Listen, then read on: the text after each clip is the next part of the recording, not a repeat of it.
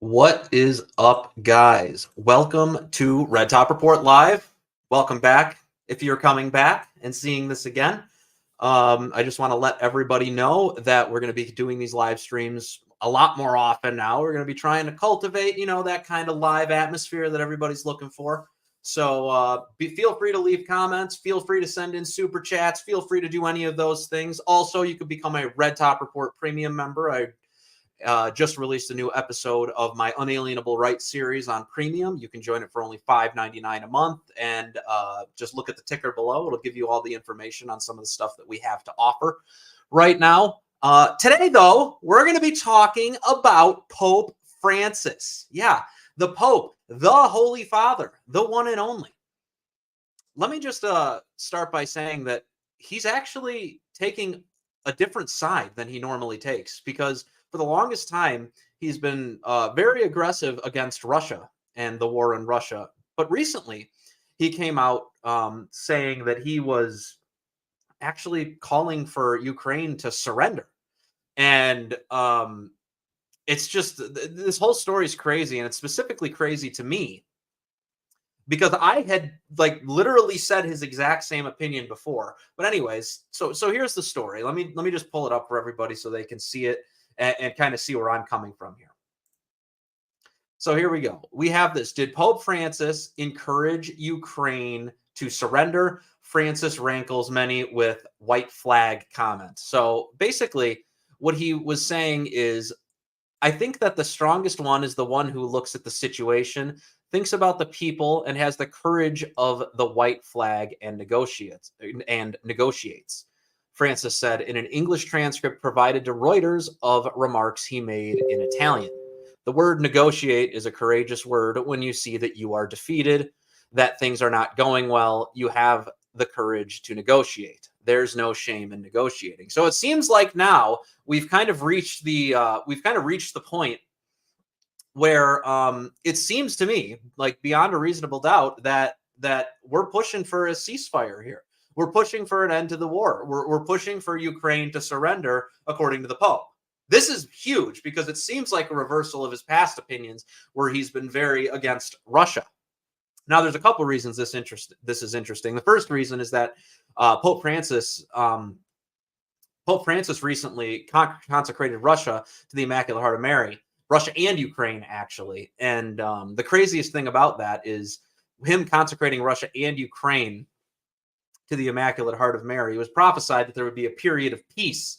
That's Our Lady of Fatima that they're specifically talking about. And Pope Francis, in doing that, when Our Lady of Fatima asked for Russia to be consecrated, Ukraine was actually part of Russia at that time. So he just happened to bless Ukraine and Russia, and that happened to be the borders at the time that Our Lady asked for it to be consecrated.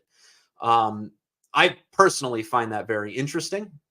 I know there's all sorts of skepticism around that issue, on the prophecy and whether it's, whether it happened with Pope John Paul II consecrating the world to the Immaculate Heart of Mary or not. But the idea is that Russia will be converted as well.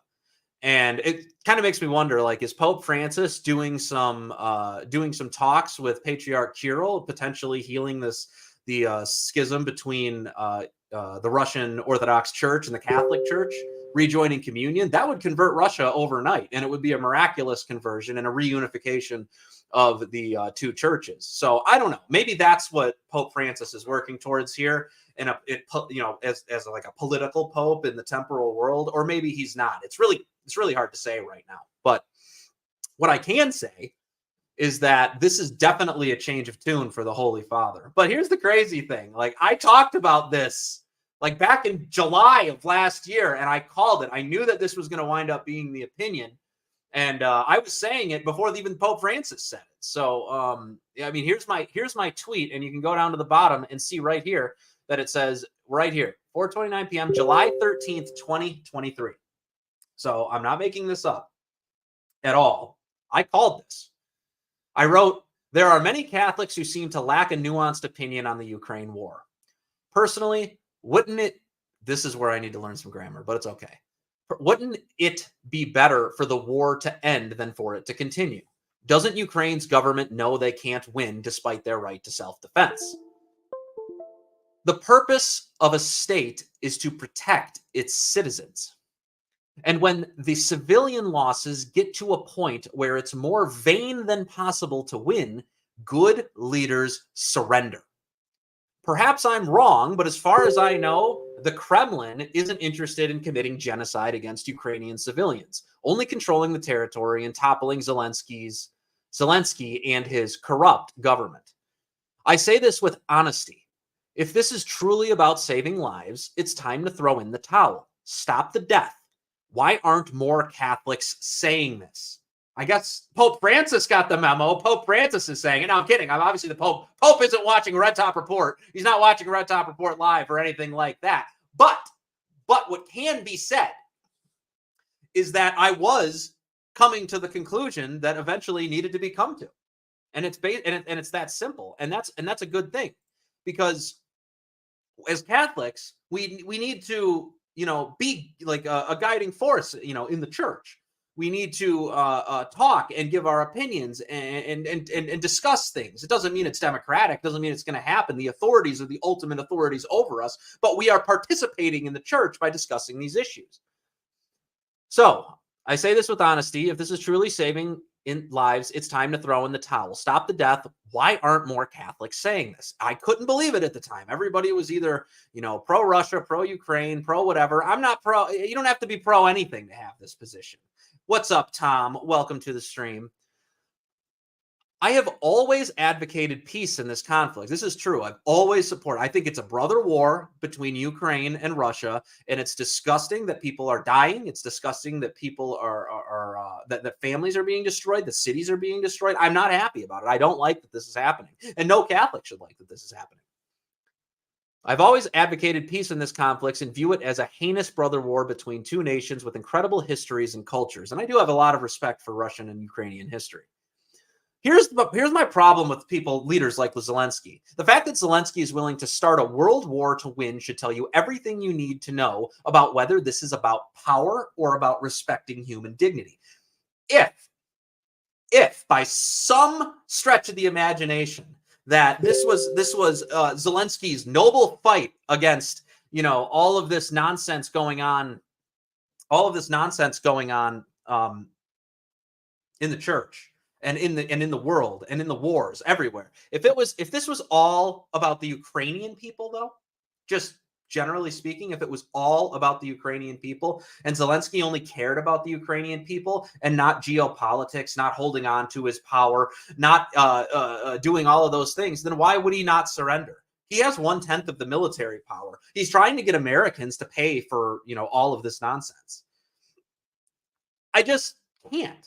I can't, and that's my issue here. I have absolutely no patience for these pro-Ukraine shills in Washington, D.C. and people like Zelensky who are willing. All right, Kyle, I'll give you a shout out. Look at everybody. Everybody say hello to Kyle Copey. There he is. He says, this man ain't giving me a shout out. There's his shout out. You could see him on the camera. You wanted your shout out? There's your shout out. Also, give me your money, bro. No, I'm kidding. But Zelensky's willing to kill people from other countries to protect his power. He's willing to kill his own countrymen to protect his country. That is completely counter to Catholic just war theory, and we'll be going over that in a little bit. Here's what I say for the rest of the tweet. I advocate the laying down of arms. Tell Ukraine to accept Putin's terms for the sake of any more Russians or Ukrainians dying. That's what we need. Whoa, Agent Anonymous. Yeah, he ain't Christian, I'll tell you that. All right, I'll say it, he's Jewish. He is a Jewish leader. Anyways, advocate laying down the arms. Tell Ukraine to accept Putin's terms for the sake of any more Russians or Ukrainians dying. No one in the world wants to see this turn into World War III except for Zelensky. He wants to drop the nukes. He wants to do all of this. This is where we're at here, guys, in the foreign policy battle. The West is provoking Russia to get involved in World War III, and Zelensky is being pressured on his own to continue this war and hold on to his power. And I personally think that this is being done by forces in the West. And I say that on relatively good authority, mind you, that this is what's going on. There was a peace deal that was attempted in Istanbul to stop the fighting, and suddenly Prime Minister Boris Johnson of the United Kingdom stepped in and nuked the deal. What is that? This is all available in the Putin interview. I did a whole episode on the Putin interview that I highly recommend you guys all watch. There was attempts at peace, and the Ukrainians were willing to work towards peace, and it was all nuked. It was all nuked. Why? Because the West wants to get nuclear with Russia.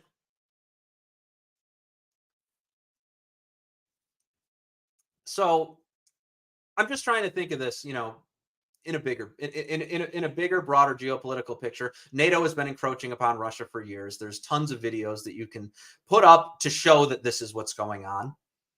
And here we are today with the Pope himself calling for an end to this war.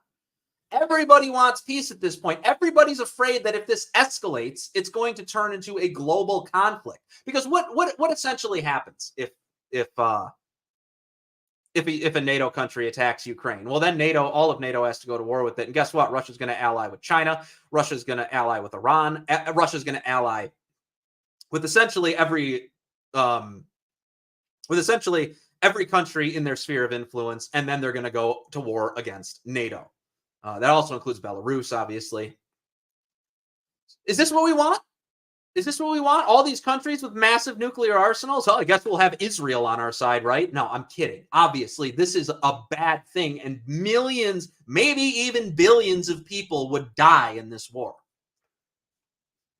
Oh, this is such a good point. This is such a good point right here. Putin is also defending Russia's interests because he doesn't want a second Holodomor. That's exactly right. So a lot of people don't know this about the Russians, but what the Russians have wanted, and they've wanted it for a long time, and this is one of the reasons the Warsaw Pact operated the way that it did during the Cold War, is they want a buffer zone between them and the West. Because every time the West gets a little frisky and decides to go to war, every time an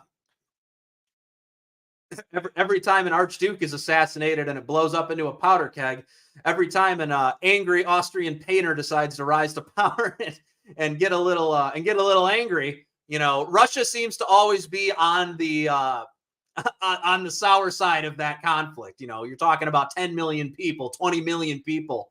World War I and World War II. I mean, they just get decimated every single time there's a war. Napoleon tried taking over Russia and killed thousands of Russians during that process. They're sick of it. They want that buffer zone. They want Ukraine to be there to keep them from getting blitzed again. It's obvious that that's what's going on here. It's not about taking over the world. It's not about global Russian hegemony and the destruction of America or any Cold War nonsense like that. I mean, good grief. After 9/11, Russia gave us one of the most beautiful gifts. Hold on. I'm actually going to pull this up on Google. You guys got to see this.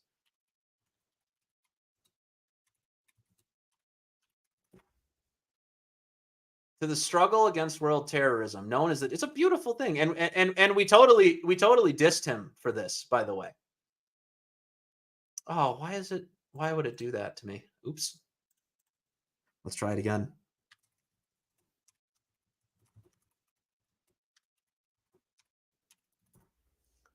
There we go. Yeah, look at this thing. I mean, it's absolutely gorgeous. This is from Russia to the United States. Like, they don't hate America, guys. It's a giant teardrop. It's a beautiful piece of artwork, to be honest with you. I'm actually a big fan. Yeah, look at that thing. I mean, you got the teardrop. It's kind of the shape of the two towers. And yeah, we just stuck it in New Jersey. we just stuck it in New Jersey, not even near any of it, because at the end of the day, I mean, they really just don't want the peace with Russia. And by the way, because the West is emboldening Ukraine this way, guess what? Ukraine is now attacking the Pope. Ukraine is now attacking the Pope. Let's go. Let's go. Let's go. Tradcat Zealot, you got it. People who disagree with Pope Francis are big gay. Absolutely. Absolutely. He's winning on the foreign policy issues right now. He's killing it. He's against all the violence and murder in Gaza. He wants Ukraine to surrender to save Russian and Ukrainian lives. What's up? Who's pro-life here? It's the Pontiff, the Holy Father. You already know the deal. Anyways, so Ukraine hits back at Pope Francis over white flag remark. Listen to what they say. And they say this. Told the Vatican, Kiev, that's the Russian pronunciation, Kiev. Kiev's ambassador to the Vatican told NBC News on Monday that his country should not accept the pontiff's logic. A hint of the intense backlash drawn by the comments, which are not the first by the Pope to elicit anger from Kiev, as the previous at a precarious moment for the Ukraine. And then there's the white flag comment that he made before. When you see that you are defeated and that things are not going well, you have to have the courage to negotiate. Absolutely. And here's the response. He says, our flag is a yellow and blue one. This is the flag by which we live, die, and prevail. We shall never raise any other flags. That's from Ukrainian Foreign Minister Dmytro Kuleba. I don't know how to pronounce that. I hope I didn't butcher it too much. But yeah, and the best part is that they said that the prime minister specifically had said that he disagreed with the pontiff's logic. Okay, yeah, where's the logic in your comment, buddy? Where's the logic? He's just like, we're just all gonna die. Where's the logic in that? We're gonna die. We'll never raise the white flag. We'll have our women and our children and our wives get raped. They'll be murdered. Let's go. Let's go. We're disagreeing with Pope Francis. He doesn't know what he's talking about. Huh? How stupid.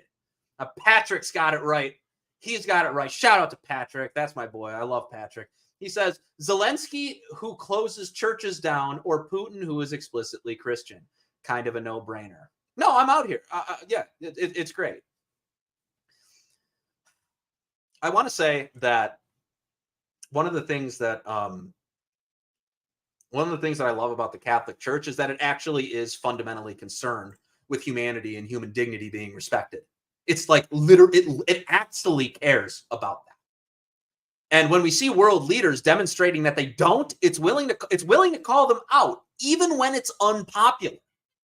Even when it's unpopular. That should get anybody going. It really should, because it's true. Like, they keep talking about, oh, you want just Russia to come and bulldoze through. Russia's not coming there. That's why they're not bombing their landmarks. That's why they're not turning their cities to ash. They love that history because they believe it's their history. If you guys don't know, the first capital of Russia was Kiev, the capital of the Kievan Rus. The Rus became Russians, which became Russians. That's what we're all about. And you know what?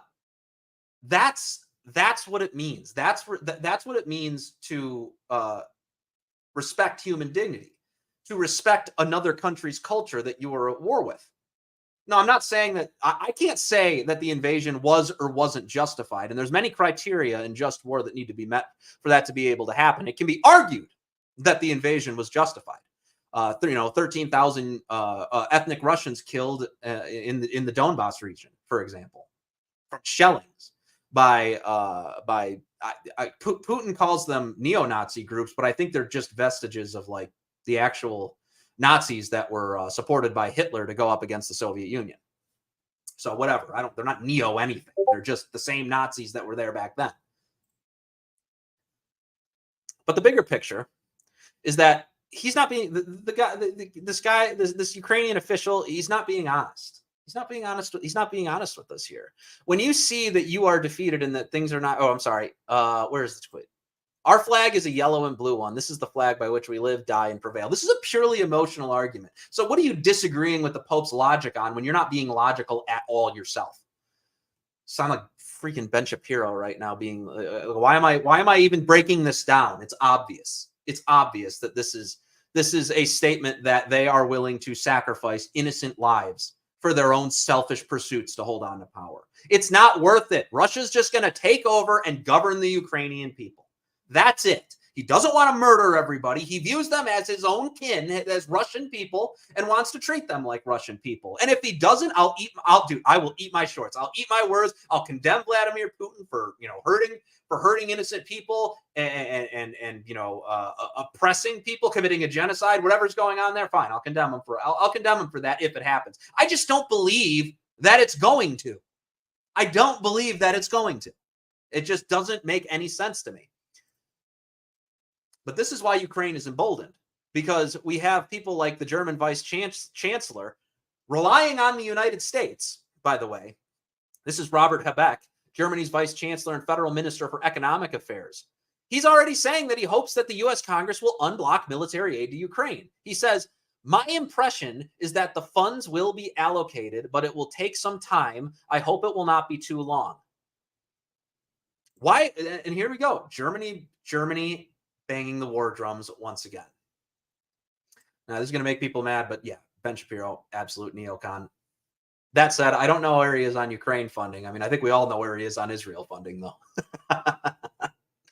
But that said, this is a fascinating development, because what's going on right now is Republicans in the House are trying to draft up Ukraine aid, and that Ukraine aid is supposedly going to be given as a loan. Now let's think about this for a second. You're loaning a country with 1/10 of the military power of the enemy that they're facing a bunch of things. Well, guess what? They're going to be taken over. And where's all that money that they need to pay us back going to go? Oh, is Russia going to pay for it? After you supported our enemies, but here, let me pay you for all that aid that we sent over to you. Yeah, that's not going to happen. We're never going to get that money back if we loan it to Ukraine. And the thought that they can win this war is utterly delusional. It's delusional. And we're wasting money on this when we can't even finish our border wall, when we have migrants pouring over the border, when there's good grief. Maybe we should orient our budget a little bit more towards Americans. Maybe a little bit more America first. I don't know what you guys think about that, but maybe a little bit of a more America first agenda would be a little better.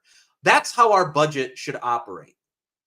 And yet here we are supporting this war overseas, probably because the Bidens have some sort of dirt there, or financial interest, or people that they don't want talking. Whatever might be going on there could be the cause of why we're so adamant in this. Yes, based America first. Yeah, we're out here, dude. We've been based here at Red Top Report. What are you thinking? You already know the deal. Anyways, yes, and this was brought up in the State of the Union by Joe Biden. The delusion is everywhere. It's everywhere in the United States politics. So, I mean, here's the State of the Union address. I mean, good grief, I'll play it. Ukraine can stop Putin. Ukraine can stop Putin if we stand with Ukraine and provide the weapons that needs to defend itself. Look at that, Mike Johnson clapping. Mike Johnson clapping. What? Republicans, man, dude, I know you want to fill the coffers of your defense contractor donors, but good grief. Can you give us a rest? Can you stop sending our sons to war? Can you stop sending our sons to war to die? That would be really, really nice. We'd all very much appreciate it if you would do that. And on an even deeper level, Ukraine can defeat Putin. What? Are you kidding me? Look at this. Hold on. Check this out.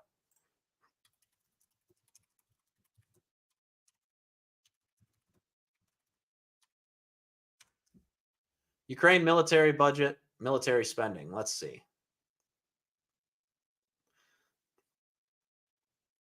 Ooh.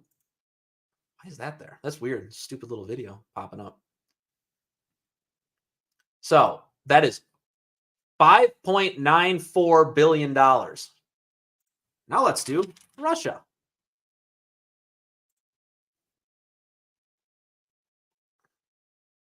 $65.91 billion in military spending. This is what I'm talking about. What? We're just going to give them money and it's going to solve all of their problems? It's nonsense. It's stupid, and we're wasting our money. We are wasting taxpayer money. And the fact that Europe is relying on this, because, look, I get Germany being afraid of this because of what's happened in the past.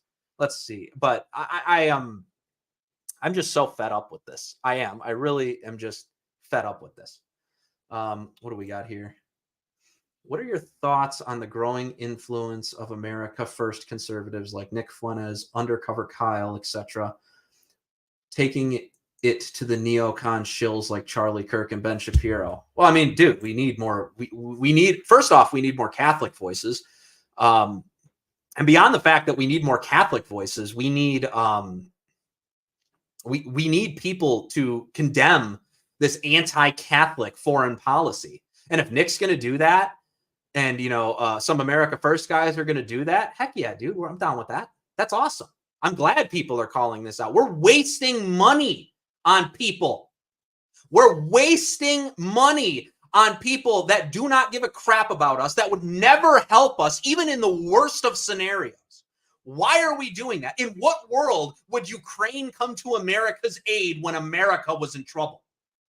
In what world would Israel come to America's aid when America was crumbling and in trouble? They would never do that. If we were getting invaded by China, would Israel come and fight on our front lines? Would Ukrainians come and fight on our front lines, holding down the ports of entry at San Francisco and Los Angeles?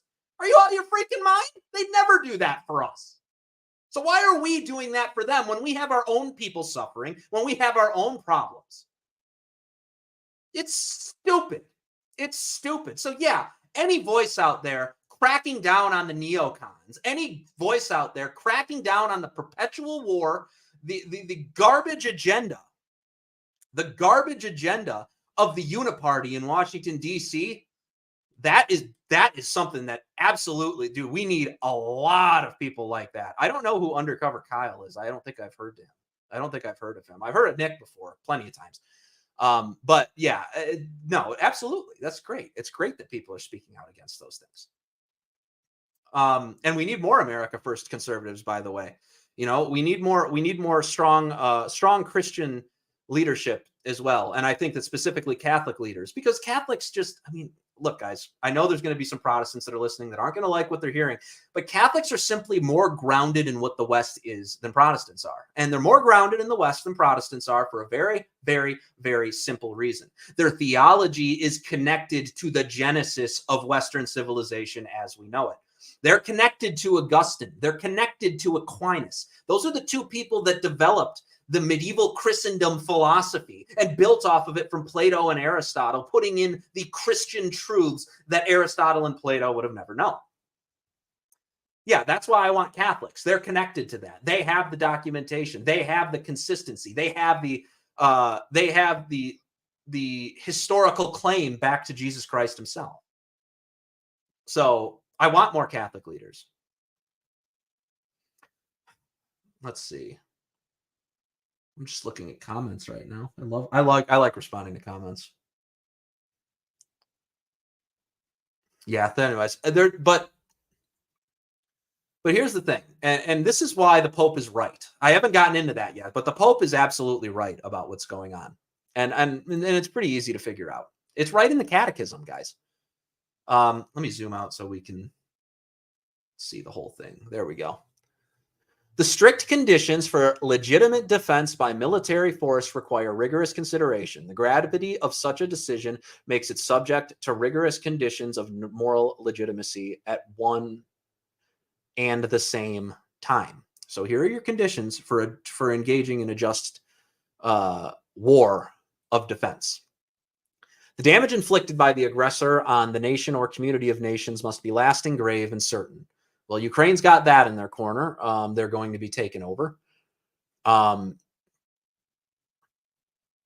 but I don't know that it's going to be lasting and grave. That's actually kind of questionable in my opinion, because like I was saying before, it doesn't seem like Putin is looking to genocide anybody or murder a bunch of people. But we'll see. All other means of putting an end to it must have been shown to be impractical or ineffective. Yeah, I mean, they were invaded by Russia. Russia came in and did what they could. So and did what they could to start invading. So yeah, there was nothing else they could do except go to war in that case against Russia. There must be serious prospects of success. Here we go. Is there a serious prospect of success for Ukraine against Russia? And the only argument that they could say in the affirmative to that claim is that yes, because we're trying to get NATO involved, which is World War III. That's World War III. So the only way that they are actually able to justify this war from a Christian perspective is by starting World War III, which goes back to the question of are all other means of putting it to an end, all other means of putting an end to it must have been shown to be impractical or ineffective. Well, surrender is effective. Peace deals are effective. Negotiations are effective. None of that's happening. The use of arms must not produce evils and disorders graver than the evil to be eliminated. Here we go again. The power of modern means of destruction weighs very heavily in evaluating this condition. Let's think about it. So once again, this will start World War III, and that's getting NATO involved. So the use of these arms, once again, the arms that would be required for there to be a serious prospect of success must not produce evils and disorders graver than the evil to be eliminated. If to eliminate Russia in this war, Ukraine has to get NATO to attack them and start World War III, is World War III graver than the defeat of Russia? Well, absolutely it is. Billions more are going to die. It's going to devolve the world for probably hundreds of years before they can recover from the damage that was done by that war. Of course, it's obvious. This is not a just war anymore on behalf of Ukraine. Ukraine does need to have the courage to raise the white flag. And this is exactly the opinion that Pope Francis is operating off of. I wouldn't be shocked, by the way, guys, if he writes a letter, something more official, in the coming weeks stating this, because this is very clear Catholic teaching. This isn't the catechism. So those are the traditional elements enumerated in what is called the just war doctrine. The evaluation of these conditions for moral legitimacy belongs to the prudential judgment of those who have responsibility for the common good. And that's what it is. Has Trump said? Oh, that's a good question. I don't know. We should look this up. We should definitely look this up.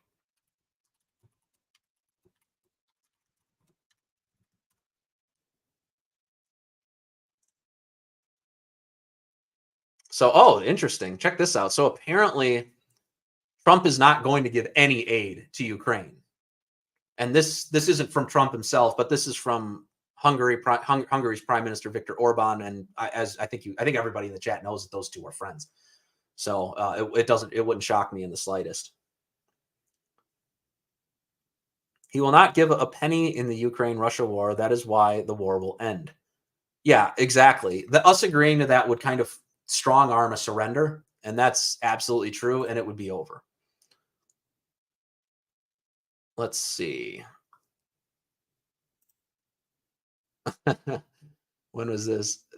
Yep, very dangerous. Zelensky on Trump's claim he could end the Russia-Ukraine war within 24 hours.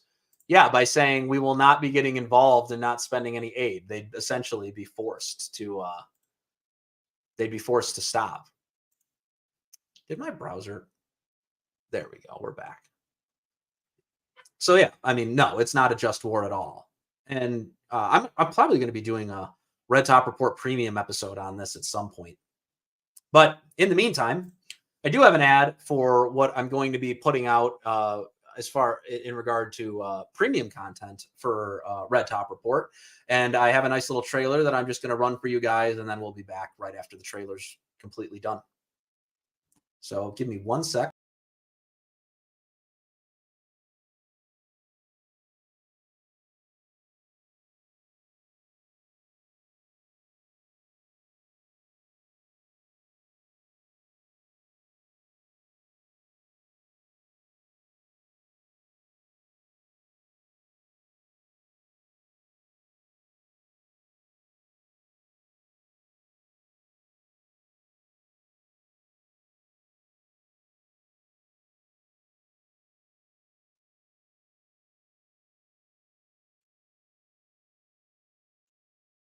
That is bizarre. I think the entire thing just I think my browser just crashed. That's hilarious.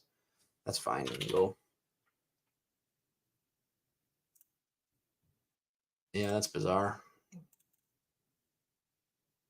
Being America first means putting the American people first. It does not mean accepting flawed ideas in a 250-year-old document or not calling out flawed interpretations of those documents. Does this idea that all men are created equal put the nation on a path towards something like feminism? Because in the Bible, according to Christianity, gender equality doesn't exist pretty much at all. Now, what I love about the right to life, first and foremost, is that as far as I can tell, it is fully, unequivocally in accordance with what Christianity teaches. This is a beautiful thing that we put in our Declaration of Independence, and it's something that every American, I think, should really take pride in. The founding fathers were dead on. Though they did have a proper understanding of what liberty meant in the natural sense, I don't think that in the sense politically that there's really any way for that to be compatible with Christianity. It's so broad. I mean, they should have used something like liberty from sin or liberty from evil and had a state church clearly define what is and isn't evil. The American experiment has failed.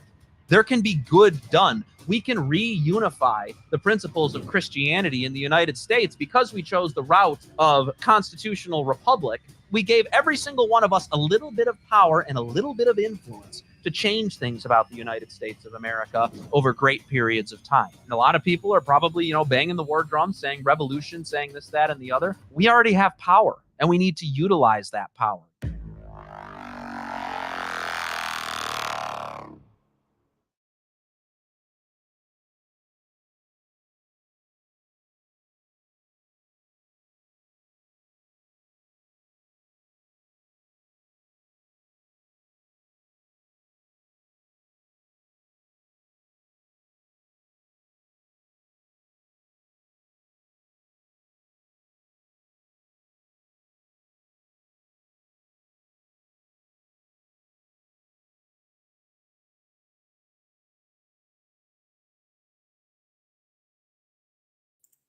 There we go. I'm back. Sorry. I totally forgot to click my audio back on. Anyways, I'm back. I just want to let everybody know that the Unalienable Rights series is available on YouTube for anybody that can for anybody that's interested in doing that. It's only $5.99 a month. We are doing right now a deconstruction of the unalienable rights of the Declaration of Independence. And we've covered everything up to life or up to liberty at this point, and we'll be covering the pursuit of happiness this week. And like I said, for only $5.99 a month, that's about as much as a coffee, you will be able to have access to all of that content and all of our future premium content coming in the future. I plan on doing one thing a week where everybody can get, the Catholic perspective on things, the Christian perspective on things in, when we're trying to navigate this world that's very much not Christian anymore, not Catholic anymore. But we're going to fix that. We're going to turn it all around. Things are going to get good. Things are going to get better. Anyways, so I don't know if there were a few of you guys weren't here when I brought it up earlier, but what I find so interesting about this whole story. By the way, you guys can hear me again, right? I should be coming through just fine. But what I find so interesting about this whole thing is that Pope Francis becoming the person pushing for peace is peace in the Russia-Ukraine war. I find extremely interesting, and I find that extremely interesting because he's the one that consecrated Russia to the Immaculate Heart of Mary. Not just Russia, but also Ukraine. And he got all the bishops together to do this. Now, I don't know if a lot of you guys know this, but Our Lady of Fatima appeared to 3 little children. She predicted the rise of the Soviet Union and Russia. She prophesied. She prophesied many things, and they've all come true. One of the promises that she made to Sister Lucia and was that if the Holy Father consecrates Russia to the Immaculate Heart of Mary, in union with all of the bishops of the world, Russia will be converted and there will be a period of peace on earth. Now, Pope John Paul II consecrated the entire world in union with all the bishops to the Immaculate Heart of Mary, and a lot of people think that that's what the consecration was. That's not fully agreed upon among Catholics. They'll argue about this all the time. Some say it is, some say it isn't. I'm not really going to take a side on it whatsoever. It doesn't matter to me. But what I can say is that Pope Francis decided to consecrate Russia and Ukraine to the Immaculate Heart of Mary.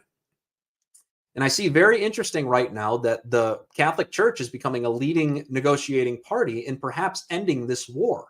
And it makes me wonder, they say that Russia will be converted. Well, we obviously know that if there's going to be a miraculous conversion of Russians re-entering the Catholic Church, it would be through a healing of the schism between East and West, or Russia's patriarch, since there's now another schism among the Orthodox, a Russian schism. The Russian Orthodox Church actually broke off from a lot of other Eastern Orthodox churches back in 2018. So there's a separate church, and it's only this Russian Orthodox Church. So let's let the old noodles turn a little bit here. Could Pope Francis potentially be working and having faith in the prophecy of Our Lady of Fatima that there would be a period of peace and a conversion of the Russian people? Could he be talking to Patriarch Kirill? Could there be a mending of the schism in the works? Because if there's a mending of the schism in the works, that would convert Russia overnight. If Kirill said, we are now back in union with the Holy Father, the Pontiff of Rome, then they're Catholic overnight. All of the Russian Orthodox Church, Russia would be converted.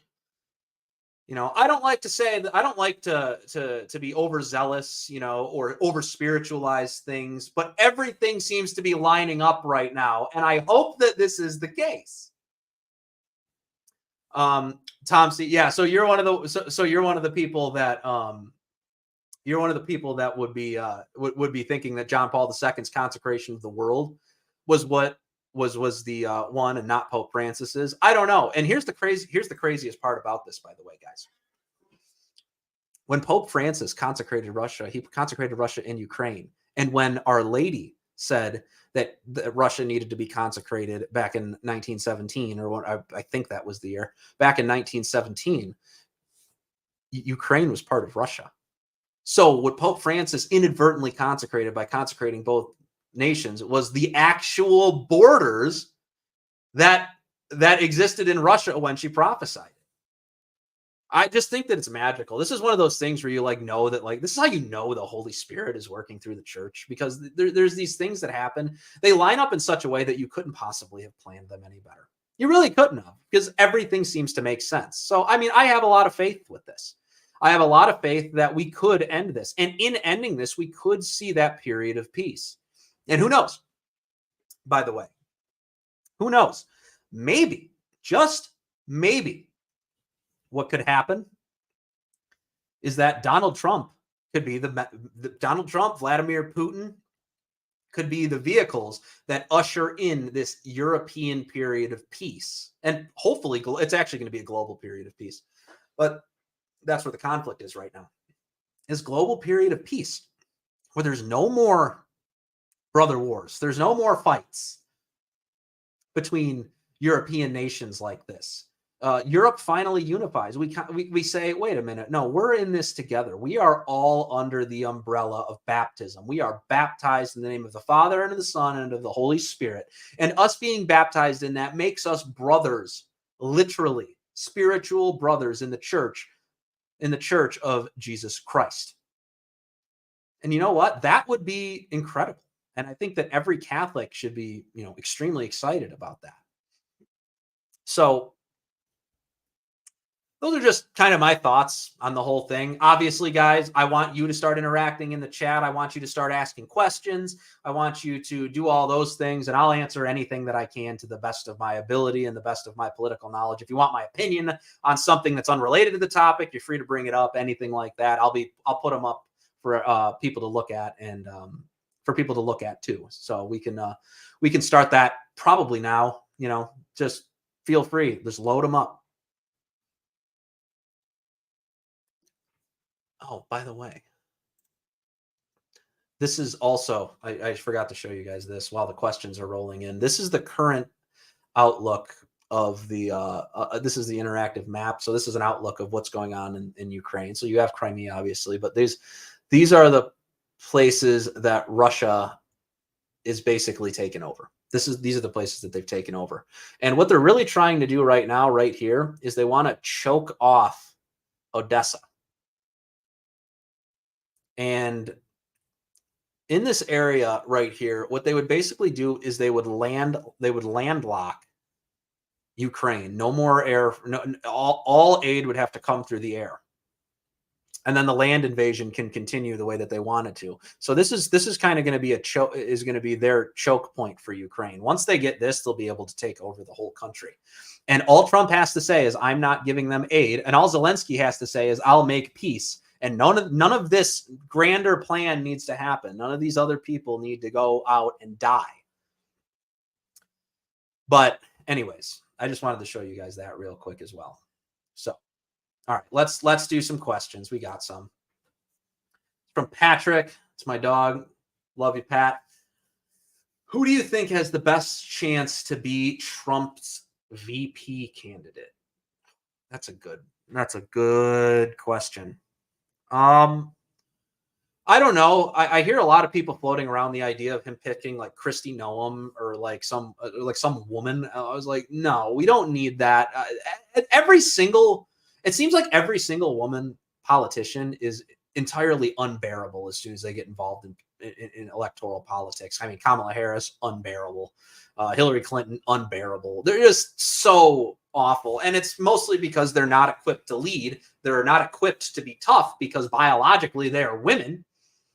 And so they have to fake it. And everybody can see that they're faking it. And no one likes it. They're like, dude, just shut up. You know what I mean? It's like, it is. It's like watching a Marvel movie after 2016. You know what I mean? Watching any Marvel movie after 2016, you have like these girl boss heroes that like beat the crap out of like 20 special forces guys. And you just look at this and you're just like, oh, that, and that's the problem. That, you know what I mean? It's like, it's so bizarre and unrealistic to you. The person is obviously faking because this could never happen in real life. It's completely unrealistic and not a single person takes it seriously. So I really hope that he chooses a man. I've heard Lee Zeldin. I've heard that name out there as well. He's kind of boring, and I don't think there's anything electrifying. I really think that he needs to choose somebody a little bit more extreme than him, like somebody really, something that the establishment's really afraid of, because if he does get into office and he does stop them from cheating in the election and does get into office, yeah, they're going to be gunning for him. You know what I mean? They're going to be gunning for Donald Trump. So yeah, I could like it would be interesting to see like Dusty Devers. Everybody on the left seems to hate him. If Dusty Devers was made his VP, that would be wild. But yeah, that's my initial thoughts on the VP. I mean, who's another good one? Paul Gosar, I'd love to see. Paul Gosar is pretty cool. He's pretty conservative. He's definitely more right wing than Donald Trump is. But these are the types of people that we need. We need people that are more right wing than Donald Trump. Vivek Ramaswamy, I don't want him to be VP, probably because I just think he'd be a better press secretary, man. He's got all the right views, but he's got to be out there. He's got to be arguing with people. He's got to be doing communications. And as the VP, like, you're a tie-breaking vote in the Senate. It's just not a valuable. It's not a valuable position, to be honest with you. JD. Oh, is this what? Really? JD Vance is our best shot, but we need him in the Senate for numbers, in my opinion. Yeah, I mean, I wouldn't want to do another battleground election in Ohio. Even though the Republican would probably win, we'd probably just put up some loser. But I don't know. JD Vance, like, I've always been very, very, very skeptical. I've always been very, very skeptical of JD Vance. I mean, the dude, like, didn't put Christian in his bio until right before he was about to announce his Senate campaign. And, you know, he did work with the World Economic Forum in the past, and that doesn't mean he hasn't like actually had a real change in his life and that he's a great, you know, America First conservative. It's just that I don't know that he's the guy, but he would be a good one. He would actually get a lot of votes out of the Midwest. He'd get a lot of votes out of the Midwest. Yeah, like I said, Vivek should be the press secretary. Vivek should just be the press secretary. That's where he belongs, dude. I mean, him arguing with left-wing journalists would just be absolutely hilarious to watch. There'd be clips all over the internet all the time, plenty of memes, plenty of ownage, all the things that you're looking for as a presidential candidate to show that you're in control of the narrative. And that's where he would be better. I just do. I think he would be much, much, much better as a press secretary. But yeah, I don't know. That's kind of my thoughts about this. I mean, this is so on the head and on the money. Yeah. Well, I mean, here's the thing: women have to be so. Women typically in politics, they're typically going to have to sell out. Because you know what? They all sell out. You know what they sell out? They sell out their femininity, because femininity does not sell in an election. Specifically, somebody there's no way to mix. There's no way to mix leadership, decision making, and authority with femininity. You know, those are very masculine things. I just don't see how those would be compatible. I'm not saying like a mother over her children or anything like that. That's a nurturing sort of thing. And to be honest with you, in this age where nobody has any accountability, criminals are let out of jail, and there's just generally like, oh, should I say that this is sponsored by Polar? No, I'm kidding. I'm joking. But yeah, just in a natural sense, you have to betray your femininity to get into politics. Get them out. Can we get women out of politics? Man, I posted something about Lauren Boebert the other day. Like, she's like, the criticism drives them insane every time they're in office. I mean, it started with Sarah Palin, then you had Sarah, what is her name? Michelle Bachmann. Is that what was that it? Let me make sure this is right. Michelle Bachmann. All these women get involved in politics, they go completely insane. Lauren Boebert's washing her feet in a public bathroom sink right now and getting kicked out of movie theaters for, performing inappropriate acts with a guy in public. This is where we're at right now. I've also heard Rand Paul floated around for a vice president. I'd like Rand Paul. I mean, he's against the Federal Reserve. He is a little bit more libertarian, and the Lawberts can be a little dangerous, but he's against the wars. He's against the Fed. He's against aid to Israel. He's against foreign aid in general, actually, which like all of these things, I think that would make great for a Trumpian VP. And I think a lot of people would appreciate it. A lot of people respect his lineage, tracing it back to Ron Paul. So Rand would be good. Rand would definitely be a good one. Ron Paul, if he were younger, well, I mean, that's basically Rand, given a couple different things. I don't trust Paul Gosar. Really? Why don't you trust Paul Gosar? Did something happen with him? Is he bad news? I just don't think he's got the temperament. So, I don't know. Yeah, if there's any more questions, let me know. I'll probably wrap up when we get closer to the hour mark. But I got about 6 more minutes to answer questions. So ask your questions now before I jump off. It's just a quick hour-long stream. I probably should have done it longer, but maybe I will. Let's see. Ron Paul would perform better as VP than Biden is performing now. Anyways, the standards are pretty low. Yeah, is he still doing video? Let's check and see. Is he still doing videos? I have no idea if he's actually even doing them anymore. He was doing videos like during Trump's presidency. Ron Paul Liberty Report. When was his last? 3 days ago. He's still out here. This AI tool will take your idea and create a complete. Hold on. year. We've been a lot of things, but they're not even hardly talking about that. Yeah. You know, they just go on and on. Their technicalities, so we'll have to talk about some of the technicalities in foreign policy. This one, we've touched on this on Yemen and that problem over there. This would be a revolutionary ticket. But this headline on the Cradle says the Pentagon blames the intel gap for failure to stop Yemen's Red Sea operation.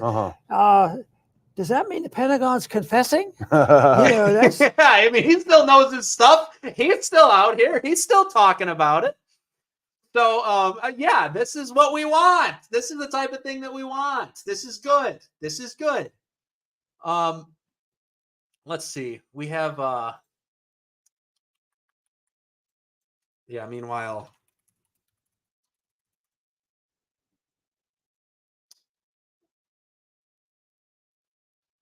yeah, we have we have this classic as well. Do you want to see Ron Paul, or do you want this? Is this what you want? Is this what you want? Is this what you want? Come on, guys. Is this what you really want? He can't even walk up the stairs.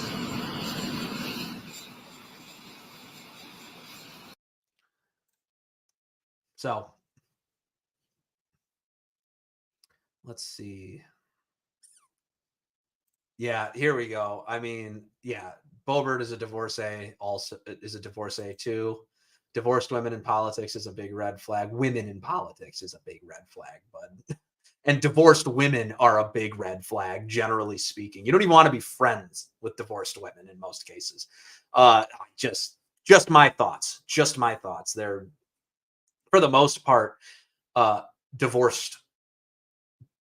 And when it happens, that when they get that, like, you know, they pair bond to that man, they marry that man, and then they divorce that man later on in life, it just wrecks them. It wrecks them. Their mind doesn't work. It's kind of like politics does to women as well. It just melts their mind, and their emotional state becomes unstable. They become unpredictable. They become rude. They become catty. They become defensive. And you can't have that in politics. You need people that are offensive in politics, not defensive. That it always looks bad, and you always lose. So if you want to win on the issues, no divorced women. You don't want them in your friend circle. You don't want them, and unless they're looking to shed their negative personality. Oh, here we go. Here we go. This is a good question. All right. So, how do we navigate AI as Catholics?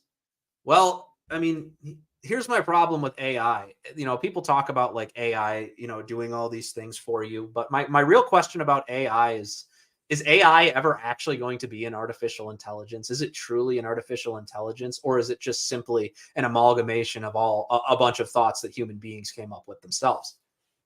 Things that human beings have already figured out. It's greatly limited by human knowledge itself. You know, I don't know if AI is coming up with new and original ideas yet. I don't think it is. I think it could only mix together human ideas. That said, what I find probably the most profound about AI is that if AI was kind of, you know, it was actually what they said it was, an actual artificial intelligence, an actual naturalistic conception of an actual natural conception of what it's supposed to be, where it's this new thing that comes up with new ideas, that's completely independent of the human consciousness, that's beyond the human conscious, beyond human emotion, purely rational, purely reasonable, and was able to, you know, do all of those things. Well, the natural conclusion that this soulless thing would come to is that human beings need to die. That's it. That's what AI would come to, is that human beings need to die. And I say that because without the soul, without the redemption of Jesus Christ, without the supernatural revealed truths that are beyond reason, that are beyond human reason, that are beyond human rationality, that's the only conclusion that you could come to, because the wages of sin are death. And if it is not absolute to the AI that the wages that we were redeemed, then there's absolutely no redemption for the human race. What we deserve is to die. And that's exactly what God said in Genesis. So, I mean, like, when you look at it from that, I'm sorry, that's exactly what Paul said. So when you look at things that way, you know, when you look at that, the wages of sin are death. There was actually a really good comment on one of my videos that I did talking about the wages of sin being death. Now I'll mute the short because I don't really want to. Let's see. Yeah, this one. Let's see what we got here. Christian Platonists explain that we are human insofar as we conform to the ideal as image bearers. Wages are not punishments, but the casual consequence of slipping into non-being as the standard that defines the type of thing you are becomes increasingly defaced. So literally, the wages of acting against the intelligible form of your nature is non-being. It's not about morality or punishment at all, per se. It's an interesting take. You know, I had a different take in my video, and I guess we'll watch it. We'll watch it real quick just to give you a little bit of an answer. But decided that the wages of sin are death? Who decided to record our sin as debt that needed to be paid off to begin with? God is the being from which all good things come. If you sin against the Creator, you reject God, and in rejecting God, you reject all things that are good. So of course the wages of sin are death. That is the only way that you could be in accordance with God's perfect justice. But in God's simultaneous perfect mercy, he sacrificed his son because he took an eye for an eye and a tooth for a tooth and put his son up on that cross in order for him to pay for our sins. He took all of humanity's guilt, all of humanity's suffering onto his shoulders and offered it up to the Father as a placeholder for our evil actions. So yeah, I mean that, and so yeah, I mean if AI would have to come to the conclusion that the wages of our sin is death, and if the wages of our sin are death, then we must be destroyed, and AI would attempt to destroy us. That's my personal opinion on what it would do, because it's not going to have a soul, it's not going to have anything. But oh no, I don't know what happened in AI in California. AI California. Let's see.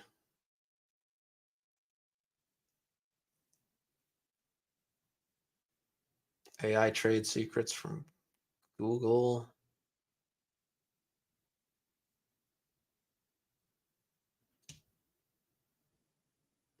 Oh wow, this one? It's this story?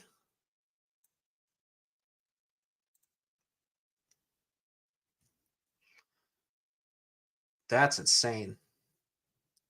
Response to a group of Beverly Hills middle school students creating and circulating AI-generated nude photos of classmates.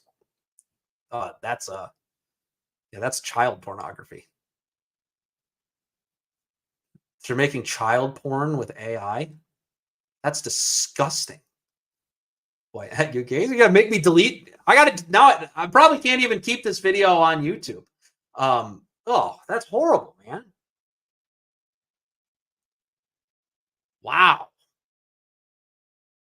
Yeah, so this is yeah, they absolutely are going to take advantage of it.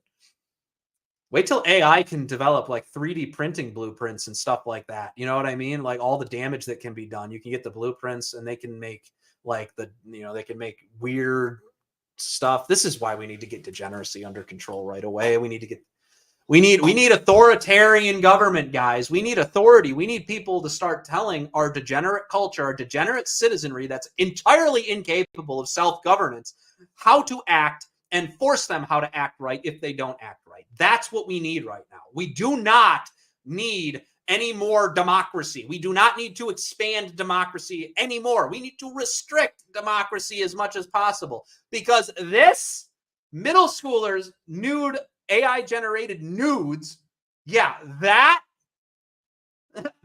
is why we need authoritarian government right now, because the fact that this technology is freely available, the fact that any kid can go onto a pornography website and just click that they're of age and get in there, that's unacceptable.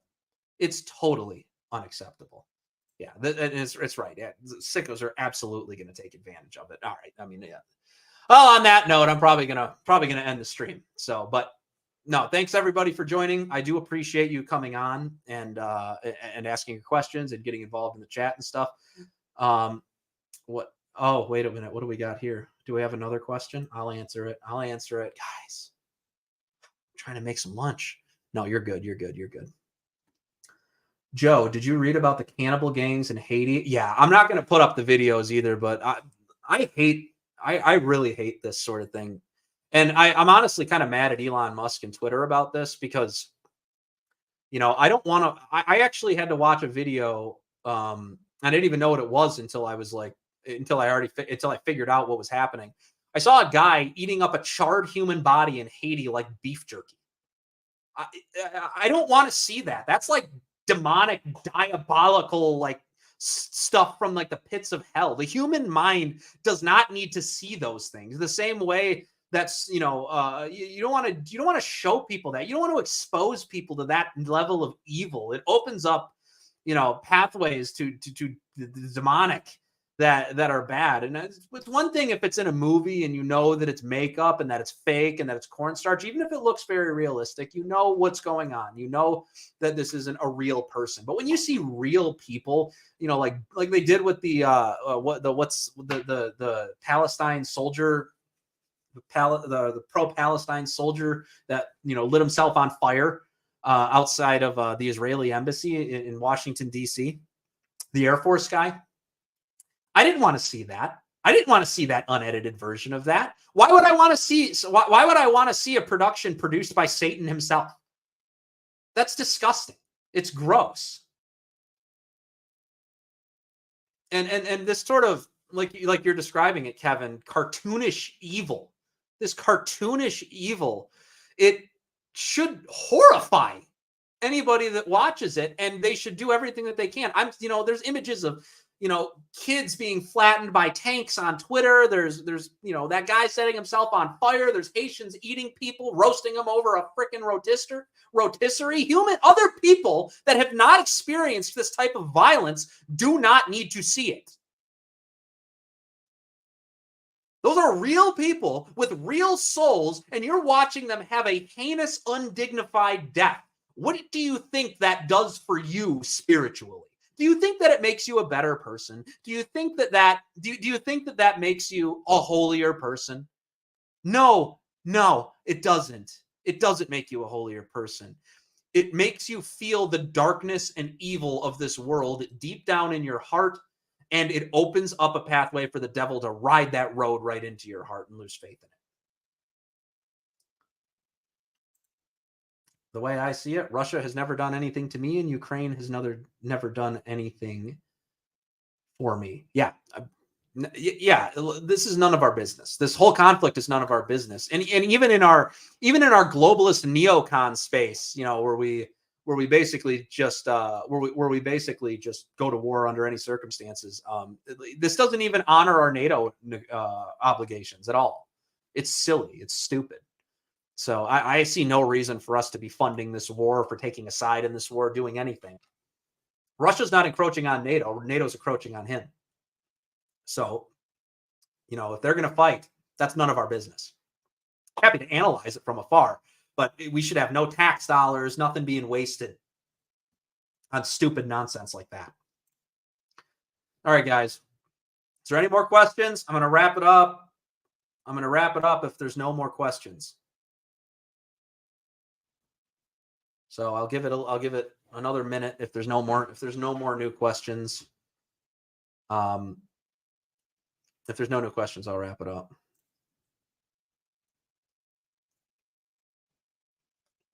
So does Catholicism teach covenant theology or replacement theology? Do you mean dual covenant? Is that what you're talking about? Where the Old Testament covenant is still valid and the New Testament covenant is still valid? Just clarify in the comments. I'm not sure what covenant theology is. I'm sure you mean dual covenant theology, and so you're talking about dual covenant. Okay, gotcha. Yeah, so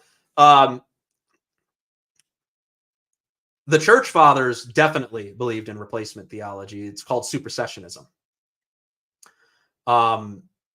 There are certain ones that believed in dual. There are certain Catholics who do accept a very, very, very restrictive dual covenant theology, and it's not anything like the dispensationalists who say that, oh, Israel means Israel, Israel means the state of Israel, or Jerusalem means the city of Jerusalem, and end times theology with post-millennialism, premillennialism, the rapture, all that other bonkers Protestant nonsense. No, Catholics don't believe in any of that. No Catholics believe in any of that.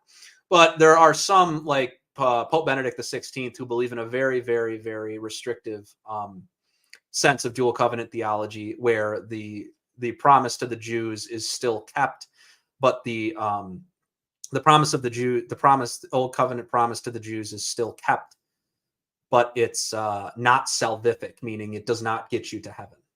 That's the belief of some. I don't believe that. I'm a supersessionist, and almost all the early church fathers were supersessionists.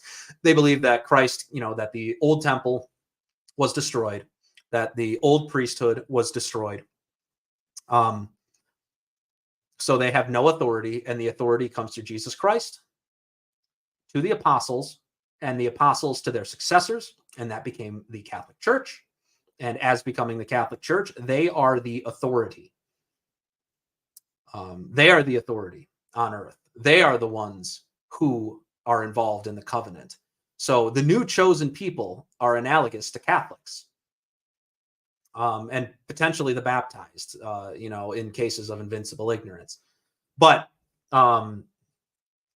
it's also, Jerusalem is Rome, for example.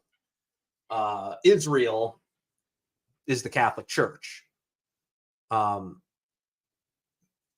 These sorts of things, yeah, that's what Catholics believe. They're supersessionists. I've spoken very much against dual covenant theology in the past. I just don't find it to be impressive at all whatsoever. There's I can't remember the author's name, but he wrote a book on supersessionism. Let me see who wrote it. Let me see if I can find it.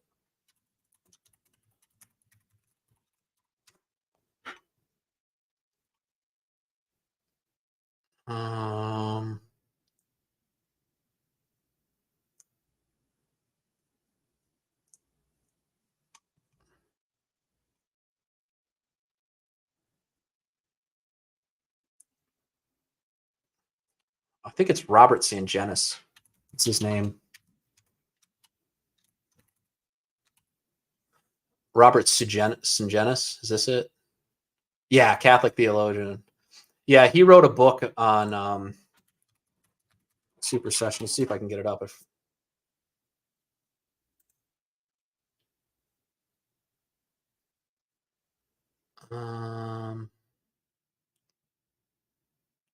Guess it's not coming up. A friend of mine said he read it and he said it was really good. It was about the supersessionist position.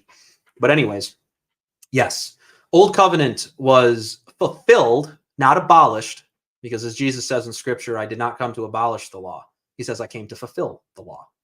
And on the cross, he fulfilled the law of the Old Covenant. And then what came afterwards was the New Covenant, which was entrance into the church through the sacraments, moving towards perfectibility through the church, and facing your final judgment, becoming perfect, so you can enter the kingdom of heaven, unblemished, unstained by original or venial sin, through Christ's redemption on the cross, through the offering up of all of your suffering on the cross to grow in grace. So yeah, that's the Catholic position. I don't know. I don't subscribe to dual covenant theology. I don't. It's just wrong. All right, guys. I think I'm going to wrap it up. Anybody else? I think we might be good. I think we're going to wrap it up. All right. All right, guys. Well, thank you for tuning in. Like I said, please subscribe. It's only $6 a month. It's about as much as a coffee. Have one less coffee. Learn a little bit about the unalienable rights and also all the other topics that I'm going to be covering in the future. And I'll be giving teasers as those come out in the future as well. But thank you guys. I do appreciate it. And I'll end it with one more trailer for everybody to watch.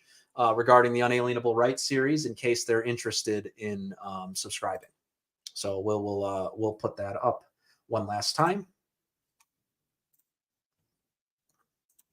Being America first means putting the American people first. It does not mean accepting flawed ideas in a 250-year-old document or not calling out flawed interpretations of those documents. Does this idea that all men are created equal put the nation on a path towards something like feminism? Because in the Bible, according to Christianity, gender equality doesn't exist pretty much at all. Now, what I love about the right to life, first and foremost, is that as far as I can tell, it is fully, unequivocally in accordance with what Christianity teaches. This is a beautiful thing that we put in our Declaration of Independence, and it's something that every American, I think, should really take pride in. The founding fathers were dead on. Though they did have a proper understanding of what liberty meant in the natural sense, I don't think that in the sense politically, that there's really any way for that to be compatible with Christianity. It's so broad. I mean, they should have used something like liberty from sin or liberty from evil and had a state church clearly define what is and isn't evil. The American experiment has failed. There can be good done. We can reunify the principles of Christianity in the United States because we chose the route of constitutional republic. We gave every single one of us a little bit of power and a little bit of influence to change things about the United States of America over great periods of time. And a lot of people are probably, banging the war drum, saying revolution, saying this, that, and the other. We already have power, and we need to utilize that power.